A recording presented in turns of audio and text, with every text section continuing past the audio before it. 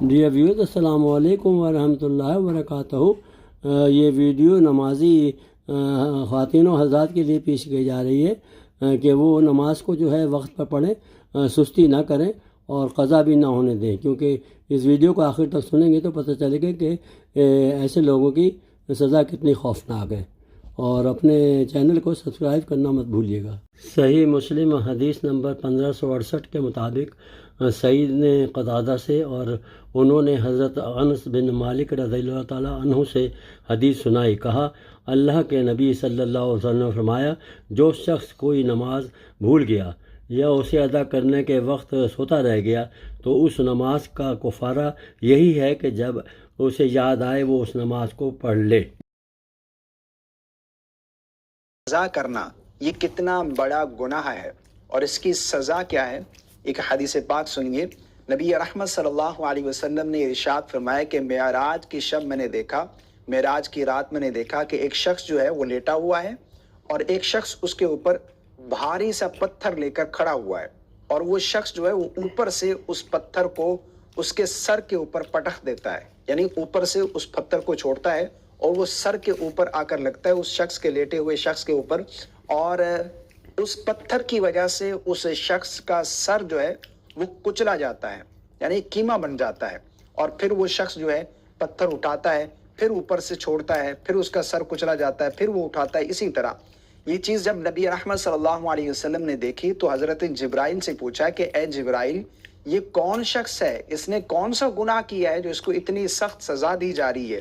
تو جبرائیل علیہ السلام نے عرض کی، اے اللہ کے نبی، اے اللہ کے پیغمبر، یہ وہ شخص ہے جس کا نماز کے وقت سر بوجھل ہو جایا کرتا تھا، نماز میں سستی کرتا تھا، نماز میں اس کا سر بوجھل ہو جایا کرتا تھا، یہ اس کو سزا دی جا رہی اور قیامت تک اس سزا میں وہ مبتلا رہے گا۔ اسی طرح ایک اور حدیث پاک ہے، جو لوگ نماز میں سستی کرتے ہیں، آقا کریم علیہ السلام نے ارشاد فرمایا کہ جہنم کی ایک وادی ہے جس کا نام ویل ہے، ویل نام کی ایک وادی ہے، اور وہ ایسی وادی ہے کہ اگر دنیا کا بڑا سے بڑا پہاڑ بھی، بڑے سے بڑا پہاڑ بھی، طاقتور پہاڑ بھی اس وادی میں ڈالا جائے تو وہ اس کی گرمی سے پگھل جائے،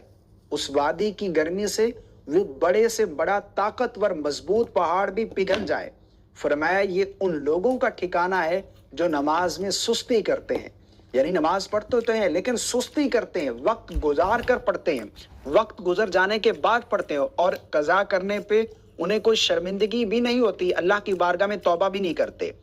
تو یہ ان لوگوں کا ٹھکانہ ہے۔ تو آپ خود سمجھیے کہ جان بوجھ کر نماز کو قضا کرنا، اگر آپ نے جان بوجھ کر نمازیں قضا کی ہیں، ایک تو یہ ہے کہ غلطی سے ہو گئی، یعنی جان بوجھ کر نہیں کی، انجانے میں ہو گئی،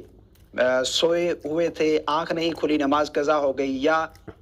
ذہن میں بات نہیں رہی، یاد نہیں رہا، بھول گئے، نماز قضا ہو گئی، یہ تو الگ ہے۔ لیکن جان بوجھ کر نماز کو قضا کرنا یہ بہت بڑا گناہ ہے، اور نمازوں کی قضا کے ساتھ ساتھ توبہ بھی لازم ہے۔ صرف یہ نہیں کہ نمازیں قضا کر لی، بلکہ جان بوجھ کر جو نماز قضا کی ہے قضا بھی کریں گے اور توبہ بھی لازم ہے، ٹھیک ہے نا، توبہ بھی کرنی ہے، یہ آپ نے سمجھ لیا۔ اللہ رب العالمین ہم سب کو وقت پر نماز ادا کرنے کی توفیق عطا فرمائے، دعا کیجیے گا۔ مسند احمد حدیث نمبر 17252 کے مطابق حضرت شداد بن اویس